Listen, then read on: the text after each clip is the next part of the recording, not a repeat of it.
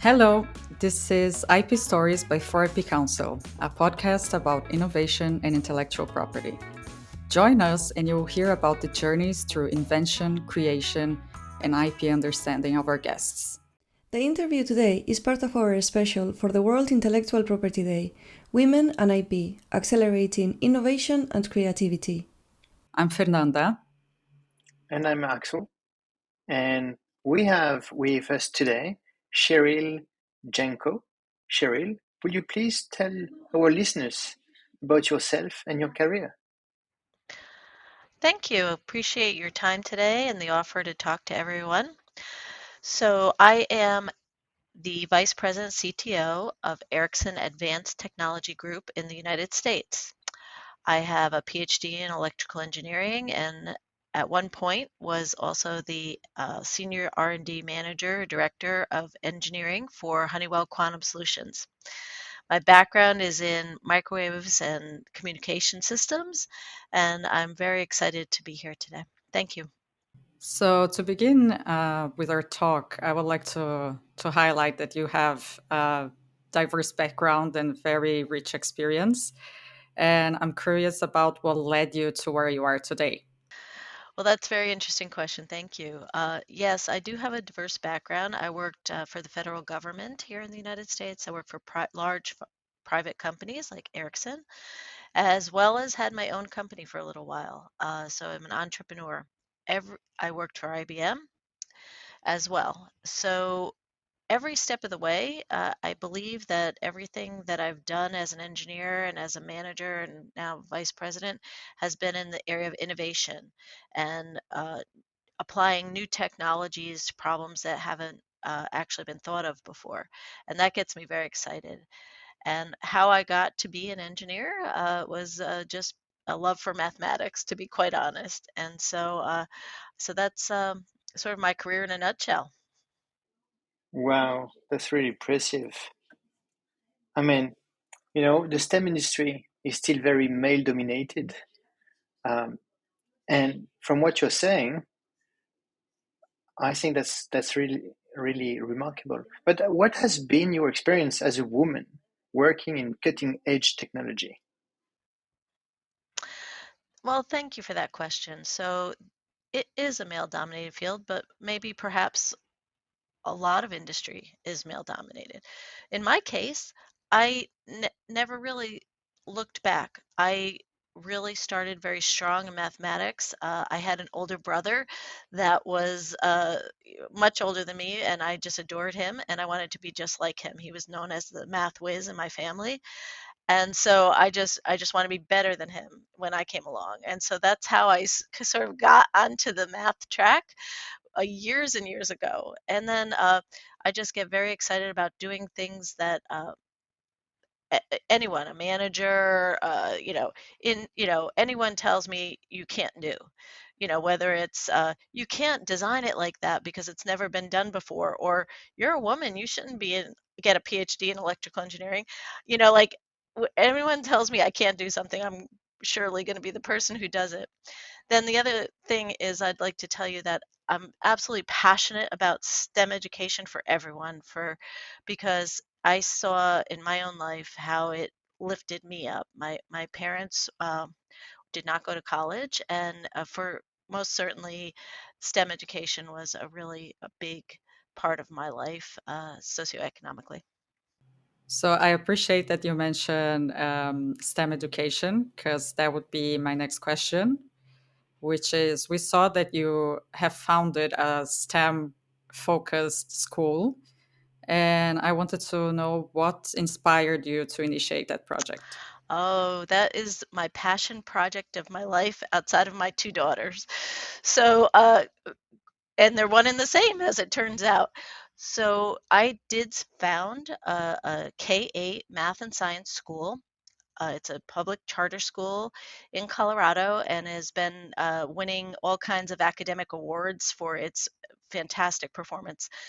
It's been in existence for over 20 years, and more than 20,000 students have gone through the doors. So I'm very, very proud of that work. It was a 2-year all-in effort. We had 600 volunteers. to get that school up and running. What motivated me, quite frankly, again, is my love of mathematics. And then I had two very, very young daughters. And I felt that they weren't being served by the current curriculum. And so I started out on this to give access to my daughters and also to give access to the rest of the community in math and science. And I'm very, very proud of that. One other piece of my passion towards STEM education is last year I was the founder of a national scholarship for it was called Women in Spectrum Scholarship in the United States. And it was done in cooperation with a consortium that Ericsson is a member of. Last year, we were able to award 4 scholarships for women in STEM, and in particular, women who are in the midst of their electrical engineering education. And so that's really definitely something that I look forward to doing more and more of, because again, it's not just women, it's everyone in STEM, and our countries and our economics of our whole universe really gets uplifted as more and more people embrace STEM. Wow, that's really impressive because, education is really at the core of our IP Council. And I think that's a very great initiative. But you know what? Just earlier, you said that you have been an entrepreneur, and this is also part of what 4IP Council is really after. Um, so, can you just share a bit more about what type of entrepreneurship you have been doing and what was the adventure? Sure. There are a number of ways that the U.S. federal government supports small businesses, and one way are there are special grants and special research programs. And so, as part of one of these special programs, myself and others in this founded this company that looked at a new mechanism to manufacture fake lunar material. So high fidelity fake moon dust, fake moon rocks, fake moon, and so it's called regolith, and it's certainly there's a lot. I'm joking about it because it's not just fake; it's highly precise, highly engineered materials problem. And the way and one of the reasons we were able to do that is because of this thing called a remotely coupled transferred arc plasma system. And so it was really very, very fun to do. And you can picture a basketball and a megawatt of power in the volume of a basketball. And that is the technology that enabled us to do these transformative productions of materials. So then that led to, believe it or not, some other pieces, uh, um, a totally different sort of business. And then I moved on from that business to working for the national laboratory. Wow, I can imagine that that experience was very different than usually, being an employee of, either a government, so a public employee, or a private one.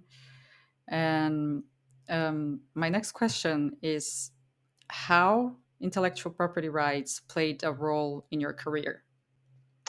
That's great. So just to follow up on that a little bit, having your own company is very difficult Mhm. for a lot of reasons, and making payroll every single week for your employees is one of those pieces. So I definitely, understand your comments regarding, that experience of mine, and maybe other people have had a similar experience. You hear about the success stories often in these entrepreneurial ventures, but it's not to say that we failed, but to say it was a very difficult road. So, in my career, it really the role of IP played a very different role depending on which company or where I was situated. So, for Mhm. example, when you're in your own company and you're an entrepreneur, it's very expensive, right, to go through even a provisional patent process. And it's also very risky because the minute that you go through the process, you know that your competitor or someone else might be able to, use your idea, use your patent in a way that doesn't infringe on the patent, but yet advances their product or service. And so that it was a very risky problem, but it was also the piece that venture capitalists wanted to see is what is your IP portfolio before they are going to give you any money. And so it's a yin and the yang for an entrepreneur. Now, fast forward to where I am now. In Ericsson, Ericsson has what we call a fair, reasonable, and non-discriminatory posture on IP. Mhm. What that means is it's sort of in cooperation with others in the industry. That's very different than a posture where you're trying to shield others from getting into an invention.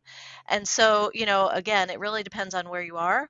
When I started with IBM, for example, very few things were deemed patentable because of sort of the competition aspect of it. You make the link between innovation as an entrepreneur, as working for a big company, as working for a public company as well.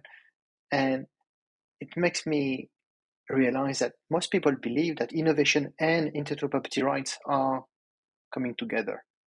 But can you try to illustrate and give us more examples of the diversity or the diverse roles of IP innovation that you have experienced in your career?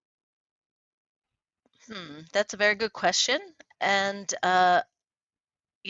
quite frankly, some of the most innovative work I've done was as a member of a federal laboratory or as the director of engineering for Honeywell Quantum.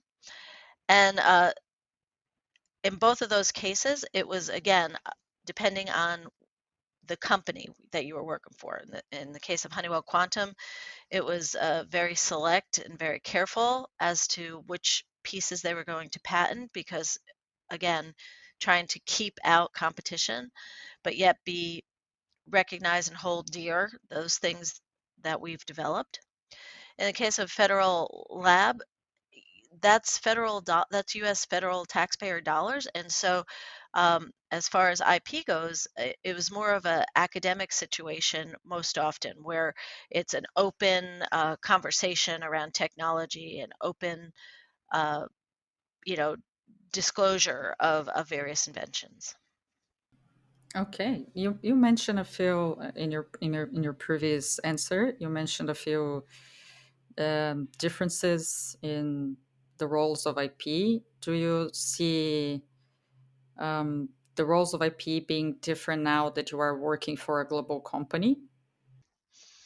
I think it's not so much that I'm working for a global company now because I most certainly worked. Honeywell is a global company. Others companies would be considered global.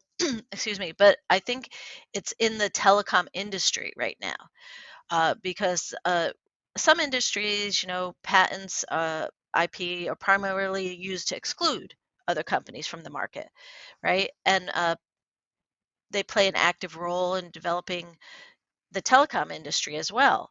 But the telecom industry does that through standardization and licensing, and so and is active in many standardization bodies. And so, in response to your question, I don't know that it's global versus U.S. based, but it's more industry. Um, I would like to go for a more personal question now, which is looking back from all your achievements, what are you most proud of? Well, of course, my daughters, absolutely. There's no doubt about that, right? And so then, aside from my two fabulous daughters, I I am definitely most proud of some of the work that I did to stand up that school, the K-8 school, and a lot of the work that I've done, just technical work. It's just been great to be able to constantly, be able to apply my knowledge to new industries. So, for example, I studied semiconductor physics in my master's degree program, but only a couple courses. And then who knew that, I just was interested in it, and who knew a number of years later I'd be working for Honeywell Quantum, where, that knowledge came front and center again. And so I just love learning. I love, engineering, and I love working with people on tough problems.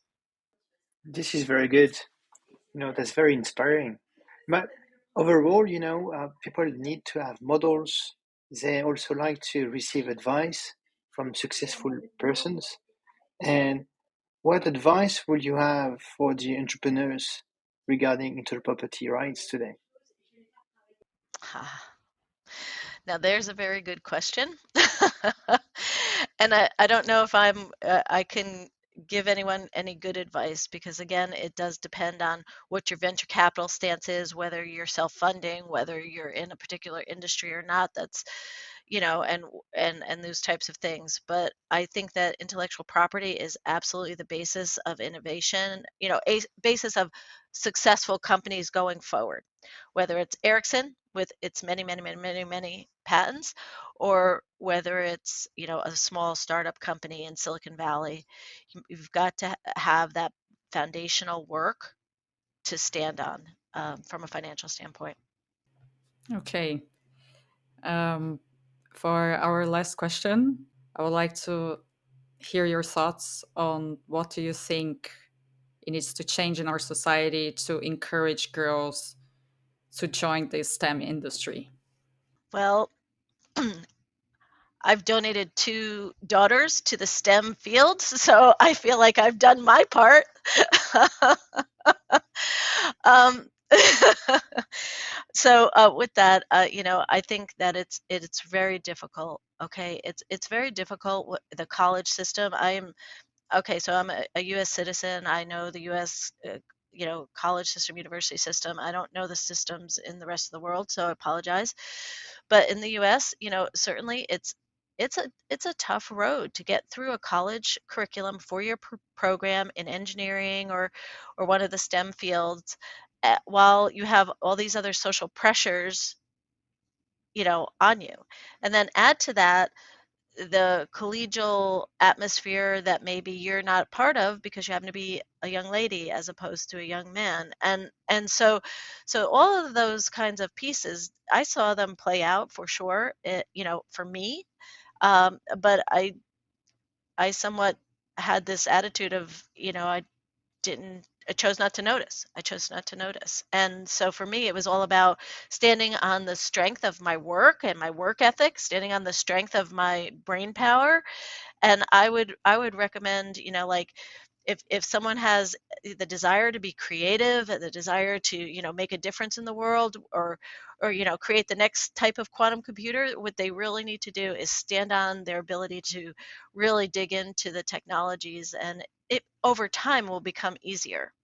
It's just getting through the first 4 years, and maybe the first 4 years not only of college, but also the first 4 years of a job where you're trying to identify what it is you like to do. Thank you so much, Sheryl. I'm a proud dad of a young daughter, and I will make sure that she will listen to this podcast because you have provided so much great information, and you're really an example. Well, thank you. I appreciate your time, and anytime I can have the chance to talk about STEM in any way, I would definitely like to do that. I hope that your audience finds it useful. Thank you. I'm pretty sure your daughters were very inspired by you. Thank you very much. Thank you for listening to IP Stories by 4IP Council. Visit our website on 4ipcouncil.eu to find out more and check out the links mentioned during this episode. If you liked it, remember to share and subscribe.